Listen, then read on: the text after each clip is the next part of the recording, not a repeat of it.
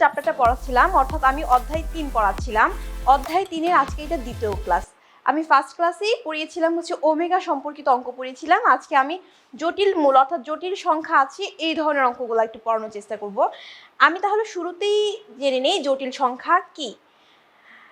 জটিল সংখ্যা হচ্ছে এমন একটা সংখ্যা যেখানে একটা কাল্পনিক পার্ট থাকে, একটা বাস্তব পার্ট থাকে। অর্থাৎ আমি যদি একটা বাস্তব পার্ট এবং একটা কাল্পনিক পার্ট আছে এরকম দুইটা সংখ্যাকে একসাথে যোগ করে দিই, তারপর আমি যে সংখ্যাটা পাবো এটাকে আমরা বলে থাকবো জটিল সংখ্যা। আমি জটিল সংখ্যার সংজ্ঞাটা একটু দিয়ে নিচ্ছি এরকম করে, যে ধরা যাক এ ও বি দুইটি বাস্তব সংখ্যা। এখন আমি যদি এটাকে এরকম ভাবে লিখতে পারি, এ প্লাস আই বি আকারে লিখতে পারি, তাহলে সেই সংখ্যাটিকে আমরা বলবো হচ্ছে জটিল সংখ্যা। একে কি দ্বারা প্রকাশ করা হবে? এটাকে আমরা জেড দ্বারা প্রকাশ করে থাকবো। অর্থাৎ আমরা লিখতে পারি Z equal to A plus I B. এখানে এ হচ্ছে বাস্তব অংশ এবং আই বি হচ্ছে আমার কাল্পনিক অংশ। অর্থাৎ আমি এ কে প্রকাশ করতে পারি আর ই জেড দ্বারা এবং আইবি কে প্রকাশ করতে পারি ইমাজিনারি পার্ট অর্থাৎ আই এন জেড দ্বারা। এখানে এ প্লাস আইবি দিয়ে একটি মাত্র জটিল সংখ্যা বোঝানো হয়েছে, অর্থাৎ আমার এখানে এ প্লাস আইবি হচ্ছে একটি মাত্র জটিল সংখ্যা। এখন আমরা এই যে জটিল সংখ্যা লিখলাম এটাকে আমরা দেখে নিব যে আমরা কাকে পূর্ণমাত্রায় বাস্তব বলবো এবং আমি কাকে পূর্ণমাত্রায় কাল্পনিক বলবো। এই যে আমার এই অংশটা, এখানে যদি আমি বি এর মান 0 বসাই তাহলে আমি কি পাই? শুধু এ থাকে। এই শুধু সিঙ্গেল এ কে আমরা বলবো যে পূর্ণমাত্রায় বাস্তব। আবার দেখো আমরা যদি এখানে এর মান 0 বসাই তাহলে আমাদের থাকে কি? আই বি শুধু। তাহলে ওই আইবি কে আমরা বলবো হচ্ছে পূর্ণমাত্রায় কাল্পনিক। এছাড়াও আমরা যে লিখেছি জটিল সংখ্যা এ প্লাস আইবি, এইটাকে আমরা অনেক সময় এ বি ক্রমযোজন হিসেবেও লিখতে পারি। অর্থাৎ আমরা এই অংশটাকে এ বি এরকম এই আকারেও লিখতে পারি, ক্রমযোজনের মতো করেও লিখতে পারি। এখন আমি জটিল সংখ্যা নিয়ে আর কিছু বলবো না, আমি সরাসরি চলে যাব অঙ্কে। তার আগে আমি একটা জিনিস মনে করে দিতে চাই, আমি গত ক্লাসে সূত্র পড়িয়েছিলাম। সূত্রটা এরকম ছিল যে আই এর মান কত ছিল, এই সূত্রটা পড়িয়েছিলাম। এটা সূত্র না, এটা অ্যাকচুয়ালি মান। তোমরা এই মানটা অবশ্যই মনে রাখতে হবে। আই এর মান কত? √/-1। এই অংশটা তোমাদের মনে রাখতে হবে। এখন আমরা অঙ্কে চলে যাচ্ছি। আরেকটা কথা বলিনি, জটিল সংখ্যার অঙ্কগুলো মূলত দুইটা পার্টে বিভক্ত তোমাদের সিলেবাসের মধ্যে। আমরা দুইটা পার্টের অঙ্কই একটু করব, মানে দুই ধরনের অঙ্ক আছে তোমাদের। আমরা দুই ধরনের অঙ্ক আজকে শিখে নিব। আমি ফার্স্টেই একটা টাইপ অঙ্ক একটু চলে যাচ্ছি। দেখো আমি সূত্রটা একটু লিখে নিয়েছি সুবিধার জন্য, আর প্রশ্নটা দিয়ে দিয়েছি। প্রশ্নটা একবার পড়ে নিই। যদি cube root X plus I Y equal to P plus I Q হয়, তবে দেখাও যে 4 × p² - q² = x/p + y/q। এই ধরনের একটা অঙ্ক আছে। আরো কিছু অঙ্ক আছে একটু অন্য ধরনের, এটা আমরা একটু পরে শিখবো। আগে শিখে নিই এই অঙ্কগুলো কিভাবে করব। দেখো ফার্স্টে আমাদের কি দিয়ে দিয়েছে, একটা মান দিয়ে নিয়েছে, তারপর বলেছে যে প্রমাণ করা হচ্ছে, ওই পার্টটা প্রমাণ করতে দিয়েছে। তার মানে আমাদের ফার্স্টে টার্গেট কি থাকবে? সামহাউ ওই পার্টটার মধ্যে পৌঁছানো। অর্থাৎ আমরা লেফট হ্যান্ড সাইড বা রাইট হ্যান্ড সাইড যে কোনো একটা পার্টে পৌঁছাতে পারলেই হয়ে যাবে, অপর একটা পার্ট আনার চেষ্টা করব। তাহলে আমরা যা দেওয়া আছে সেটা দিয়ে শুরু করি। তাহলে আমাদের কি দেওয়া আছে? এই অংশটা দেওয়া আছে, তাই না? লিখে নিলাম। দেওয়া আছে cube root X plus I Y equal to P plus I Q. আমরা যদি এখন উভয় পাশে ঘন করি তাহলে আমরা কি পাচ্ছি? দেখো আমি উভয় পাশে ঘন করে নিচ্ছি। ঘন করার পর দেখো আমার এখানে যেহেতু কিউব রুট ছিল, এই অংশটা বাদ হয়ে এক্স প্লাস আই ওয়াই হয়ে গেল এবং ওই পাশে এ প্লাস বি হোল কিউবের সূত্র আমি বসিয়ে নিয়েছি। এ প্লাস বি হোল কিউবের সূত্র বসিয়ে নিয়েছি। এখন দেখো আমাদের ওইখানে দেখো আই কিউ হোল স্কোয়ার আছে, আমরা ওইখানে জাস্ট দুইটা পার্টকে আলাদা করে লিখে নিয়েছি। এখন আমি চেষ্টা করব যে আই স্কোয়ারের মান বসানোর জন্য। আই স্কোয়ারের মান বসিয়ে নিলাম। যেহেতু আমার আই কিউবের সরাসরি কোনো মান নেই, আমাকে আই এর মান থেকে আই কিউবের মান বের করতে হবে। আমরা এর জন্য আই কিউবটাকে ভাগ করে নিলাম। কিভাবে ভাগ করে নিলাম একটু দেখো। আই কিউবকে কি করলাম? আই স্কোয়ার ইন্টু আই লিখে দিলাম। এইভাবে ভাগ করে নিলাম কারণ আমাদের আই স্কোয়ারের একটা মান আছে। এখন আমি আবার আই স্কোয়ারের মানটা বসিয়ে নিলাম। দেখো একটু খেয়াল করে দেখো, এখানে আমার কি দুইটা পার্ট। আমরা জানি জটিল সংখ্যার মধ্যে দুইটা পার্ট থাকে, একটা হচ্ছে বাস্তব পার্ট থাকে, একটা হচ্ছে কাল্পনিক পার্ট থাকে। এখান থেকে আমরা দুইটা পার্টকে আলাদা করে নিব। দেখবো আমাদের জটিল সংখ্যা আছে কোথায় কোথায়, অর্থাৎ আই সংবলিত অংশ কোন জায়গায় আছে, আমরা সেই অংশটাকে আলাদা করে নিব এবং দেখবো আমাদের বাস্তব অংশ কতগুলো আছে সেগুলোকে আলাদা করে নিব। দেখো এখানে আমার মান বসানোর পর এই পার্টটা পেয়েছি, এখানে আমার আয় আছে এবং লাস্ট যে অংশটা আছে ওইখানে আয় আছে। আমি দুইটাকে একসাথে লিখে নিচ্ছি। অর্থাৎ আমি একটু সাজিয়ে লিখলাম, বাস্তব অংশটাকে একসাথে লিখলাম এবং কাল্পনিক অংশগুলোকে একসাথে লিখলাম। যেহেতু জটিল সংখ্যার আকারটা অনেকটা এরকম এক্স প্লাস আই ওয়াই, আমি এই জন্য এখান থেকে ফার্স্টে আইটা কমন আকারে নিয়েছি। দেখো আইটা কমন আকারে নিলে আমি এইরকম একটা স্ট্রাকচার পাচ্ছি। এখন আমি যে কাজটা করবো একটু খেয়াল করে দেখো, আমার দুইটা পার্ট হয়েছে, একটা হচ্ছে বাস্তব পার্ট, একটা হচ্ছে কাল্পনিক পার্ট। এখানেও ঠিক একই, একটা হচ্ছে বাস্তব পার্ট, একটা হচ্ছে কাল্পনিক পার্ট। আমরা এখন এই সমীকরণ থেকে বাস্তব এবং কাল্পনিক পার্টের সহগ সমীকৃত করে নেব। আমি দেখো লিখে নিয়েছি, এখন উভয় পক্ষ হতে বাস্তব ও কাল্পনিক অংশ সমীকৃত করে পাই। অর্থাৎ এটার মানে হচ্ছে আমি এক্স ইকুয়াল টু এই পার্টটা লিখবো এবং ওয়াই ইকুয়াল টু এই পার্টটা লিখবো। লিখে নিলাম, দেখো X equal to P cube minus 3p Q square এবং ওয়াই ইকুয়াল টু কত আছে minus Q cube plus 3p square cube. আমাদের টার্গেট কি ছিল, যে আমরা প্রমাণে যেতে পারবো এরকম একটা স্ট্রাকচারে পৌঁছানোর জন্য। খেয়াল করো যে আমাদের প্রমাণের রাইট হ্যান্ড সাইডে যেটা আছে এক্স বাই পি, আমাদের এক্স আছে, আমি যদি এক্স এর এখানে ডিভাইডেড পি আনতে পারি আমি একটা স্ট্রাকচারের মতো আনতে পারবো, তাই না? তাহলে আমার ফার্স্ট ইচ্ছা থাকবে যে এখানে পিটা কমন নেওয়া, তারপর ভাগ আকারে নিয়ে আসা। আমি তাহলে এখান থেকে পিটা ফার্স্টে কমন নিলাম, তারপর পিটাকে কি করলাম ভাগ আকারে এখানে নিয়ে আসলাম, আমি এক্স বাই পি পেয়েছি। একটু খেয়াল করলে দেখতে পারবা যে ওইখানে যে এক্স বাই পি ছিল আমি এই অংশটা পেয়েছি। এখন আমার টার্গেট হচ্ছে সামহাউ ওয়াই বাই কিউ নিয়ে আসা।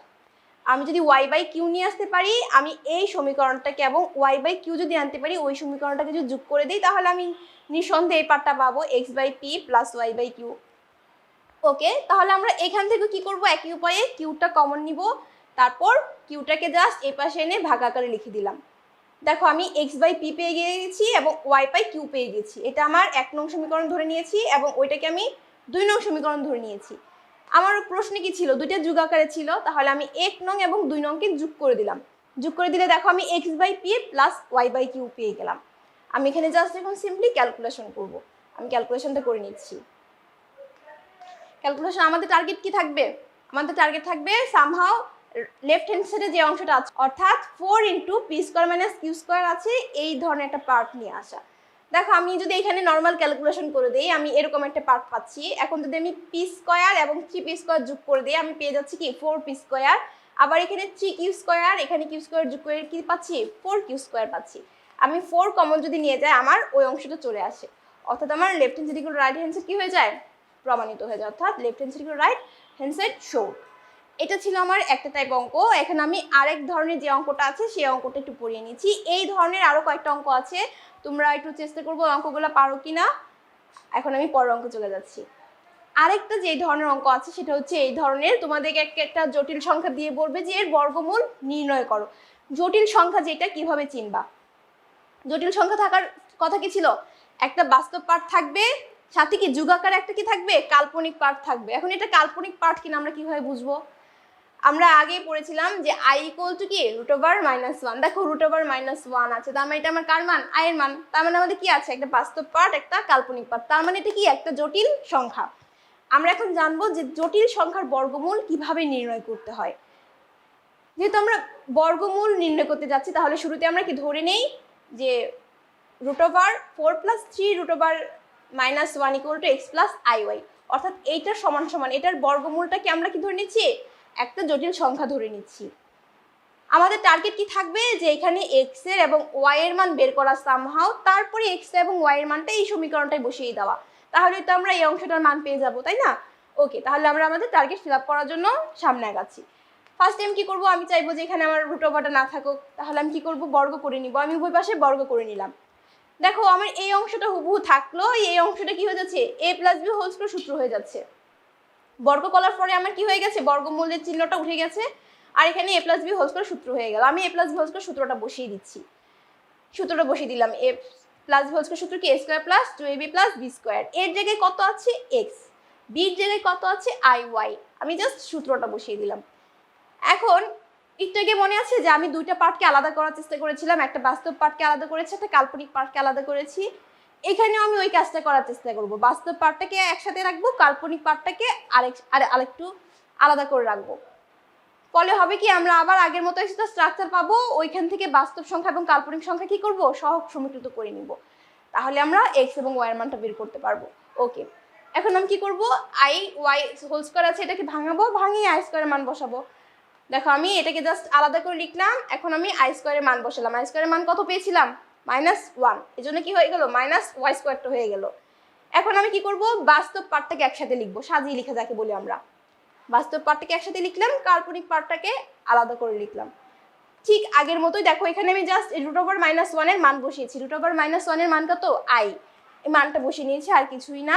এখন আমি বাস্তব পার্ট ইকুয়াল টু বাস্তব পার্ট লিখবো এবং কাল্পনিক পার্ট ইকুয়াল টু কাল্পনিক পার্ট লিখবো। শুরু করা যাক। তাহলে আমরা কি করব এখন? এই সমীকরণের উভয় পক্ষ হতে কাল্পনিক এবং বাস্তব অংশ সমীকৃত করে নিব। তাহলে কত পাই? 4 = x² - y², এটাকে আমরা একটা সমীকরণ ধরলাম, এবং 3 = 2xy, এটাকে আমরা আরেকটা সমীকরণ ধরে নিলাম। টার্গেট কি ছিল আমাদের? x এবং y এর মান বের করা। দেখো তোমরা হয়তো এই একটা 1 নং সমীকরণ এবং 2 নং সমীকরণ দুইটা দিয়ে তোমাদেরকে যদি বলি যে x এবং y এর মান বের করো, তোমাদের হয়তো 9-10 এ পড়েছো এরকম একটা অঙ্ক, এগুলো তোমাদের মনে হতে পারে। আমরা ওই রুলসটাই অবলম্বন করব। অর্থাৎ আমরা এই 1 নং এবং 2 নং সমীকরণকে মাথায় রেখে কি করব? x এবং y এর মানটা নির্ণয় করার চেষ্টা করব। তাহলে শুরুতে আমি কি করব? x² + y² এর মানটা বের করে নিব। দেখো আমি কি করে নিচ্ছি? x² + y² এর মান বের করে নিচ্ছি। যেহেতু x² + y² এর মান আমরা বের করতে পারবো না, এর জন্য আমি সূত্র ইউজ করেছি একটা, a + b হোল স্কয়ার সূত্র নিয়েছি। এখানে a কাকে ধরেছি? x² কে a ধরেছি। b কাকে ধরেছি? y² কে b ধরেছি। তাহলে আমার কি হয়ে গেল? a + b হোল স্কয়ার সূত্র হয়ে গেল। আমি দেখো x² - y² x² - y² whole square এই অংশটি ইউজ করেছি কেন? কারণ আমার x² - y² এটার মান আছে। তোমরা যদি একটু বুঝতে কষ্ট হয় তাহলে আমার মনে হয় তোমরা যদি সূত্রটাকে একটু আলাদা করে লিখে নাও তাহলে বুঝতে সুবিধা হবে। মাথায় রাখবা যে আমি x² = a এবং y² = b ধরেছি, তাহলে তোমাদের এই লাইনটা ইজি লাগবে। এখন আমি জাস্ট সিম্পলি মান বসাচ্ছি, x² - y² এর মান বসাচ্ছি, এবং ওই যে আমি পেয়েছিলাম 2xy, এখানে এটার মান বসাচ্ছি। যেহেতু 2xy এর মান আমি বসাবো, আমি এই জন্য এটাকে কি করলাম? হোল স্কয়ারটা দিয়ে দিলাম। দেখো 2 এর বর্গ কত? 4, এবং xy এটার উপর কি দিলাম? হোল স্কয়ার দিলাম, কারণ আমার 2xy এর মান আছে, আমি এটার মানটা বসাতে চাই, এজন্য আমি এই কাজটা করে নিলাম। এখন সিম্পলি ক্যালকুলেশন করে নিচ্ছি, মানটা বসিয়ে দিলাম। 4 এর বর্গ হচ্ছে 16 এবং 3² = 9, যোগ করে নিলাম, কত পেয়ে গেলাম? 25। টার্গেট কি ছিল? x² + y² এর মান বের করা। তার মানে আমি এখন কি করব? বর্গমূল করব। তাহলে বর্গমূল করলে আমি x² + y² কত পাবো? 5 পাবো। এটাকে আমি ধরে নিলাম 3 নং সমীকরণ। এখন দেখো এই যে আমার 1 নং সমীকরণ এবং এই যে আমার 3 নং সমীকরণ, আমরা যদি দুইটা সমীকরণকে যোগ করি এবং অথবা যদি দুইটা সমীকরণকে বিয়োগ করি, তাহলে আমরা x কিংবা y এর যে কোনো একটা মান পেয়ে যাব। তার মানে আমাদের এখন 1 এবং 3 নিয়ে আমাদের কাজ করতে হবে। ওকে, দেখো আমি 1 নং সমীকরণ এবং 3 নং সমীকরণটা লিখে নিলাম। আমি ফার্স্টে কি করে নিলাম? যোগ করে নিলাম, অর্থাৎ 1 নং সমীকরণের সাথে 3 নং সমীকরণ যোগ করে নিলাম। দেখো আমি দুইটা যোগ আকারে লিখলাম দুইটা সমীকরণকে। এখান থেকে x² + x² অর্থাৎ কত পেয়ে গেলাম? 2x², এবং y² কি বিয়োগ হয়ে গেল, অর্থাৎ বাদ চলে গেল। এই পাশে আছে কত? 4, আমরা যোগ করে দিলাম। দেখো আমি এখন সিঙ্গেল x এর মান পেয়ে যাচ্ছি ইজিলি। আমি x এর মানটা কি করে নিলাম? বের করে নিলাম। কত পেলাম? +-3/√2। কীভাবে পেয়েছি একটু বলে নেই। দেখো এখানে 2x² ছিল, আমার যেহেতু টার্গেট x এর মান বের করা, আমি তাহলে ফার্স্টে কি করব? যে সহগটা আছে এটাকে ডান পাশে নিয়ে যাব। তাহলে ডান পাশে চলে গিয়ে ভাগ আকারে চলে গেল 2টা, আমি 9/2 পেলাম। আমার তো x² আছে এখানে, আমি তো x² বের করতে চাই, আমি বের করতে চাই কার মান? x এর মান। এজন্য আমি কি করে নিলাম? বর্গমূল করে নিলাম। তাহলে আমি কি পেলাম? +-9 এর বর্গমূল কত? 3। যেহেতু 2 এর বর্গমূল নেই, আমি এজন্য √টা দিয়ে রেখেছি। একইভাবে আমি y এর মান বের করব কিভাবে? বিয়োগ করে, 3 থেকে 1 বিয়োগ করে দিচ্ছি। দেখো 3 নং সমীকরণ থেকে 1 নং সমীকরণটা জাস্ট বিয়োগ করে দিচ্ছি, বিয়োগ আকারে লিখলাম। এখন দেখো আমি যদি ব্র্যাকেটটা উঠিয়ে নেই, মাইনাসে প্লাসে মাইনাসে মাইনাস, মাইনাসে মাইনাসে প্লাস হয়ে গেল। এখন আমার x² থেকে x² বাদ চলে গেল, আছে কি? y² এবং y² দুটো আছে। তার মানে আমি যোগ করে দিলে কি পাচ্ছি? 2y² = 1। এখন আমি ঠিক একই রকমভাবে y এর মানটা বের করে নিব। দেখো আমি y এর মানটা বের করে নিলাম। খেয়াল করো আমি x এর মান পেয়েছি দুইটা, y এর মানও পেয়েছি দুইটা। দুইটা কেন বললাম? একটা পজিটিভ একটা নেগেটিভ, আবার এখানে একটা পজিটিভ একটা নেগেটিভ। আমি লাস্ট পেজে চলে যাচ্ছি। দেখো আমি x y এর মানটা লিখে নিলাম, দুইটা মান পেয়েছি। আমি ফার্স্টে বলেছিলাম যদি আমাদের এই যে প্রশ্নটা সমান কত ধরেছিলাম? √4 + 3 √-1 = x + iy। এই যে ফার্স্ট সমীকরণটা আমরা ধরে নিয়েছিলাম, এই ফার্স্ট সমীকরণটার মধ্যে আমরা কি বসাবো? x এবং y এর মান বসাবো, তাহলে আমাদের কি চলে আসবে? উত্তরটা চলে আসবে। একদম ফার্স্টে আমি কথাটা বলে নিয়েছিলাম। তার মানে আমি x এবং y এর মানটা পেয়ে গিয়েছি। এখন কি করব? জাস্ট এই সমীকরণটার মধ্যে বসিয়ে দিব, তাহলে আমাদের উত্তরটা হয়ে যাচ্ছে। ওকে, তাহলে নির্ণেয় বর্গমূল কত? x এর জায়গায় কত বসাবো? +-3/√2। এই যে দেখো x এর জায়গায় +-3/√2 প্লাস প্লাস ওই যে i, এই যে i ওয়াই এর জায়গায় কত বসাবো, প্লাস মাইনাস 1/√2, প্লাস মাইনাস 1/√2 বসিয়ে দিলাম। খেয়াল করো আমার এক্স প্লাস আই ওয়াই ছিল, এক্স প্লাস মাঝখানে প্লাস ছিল, আমি প্লাস না দিয়ে সরাসরি প্লাস মাইনাস ইউজ করেছি। কেন? কারণ ওয়াই এর মানটা কিন্তু প্লাস মাইনাস দিয়ে, এর জন্য আমি সরাসরি প্লাস মাইনাস ইউজ করেছি। এর বাইরে জটিল সংখ্যা নিয়ে তেমন একটা রুলস নেই। তোমাদের এই দুইটা রুলস পড়লে আমার মনে হয় জটিল সংখ্যার যে চ্যাপ্টারটা আছে একটু হলো কভার হবে। আর এছাড়া তো ওমেগা অঙ্কগুলো আমি পড়িয়েছি। আজকে এই পর্যন্তই থাকলো, তোমরা অঙ্কগুলো একটু বাসায় চেষ্টা করে দেখবা পারো কিনা। ধন্যবাদ সবাইকে।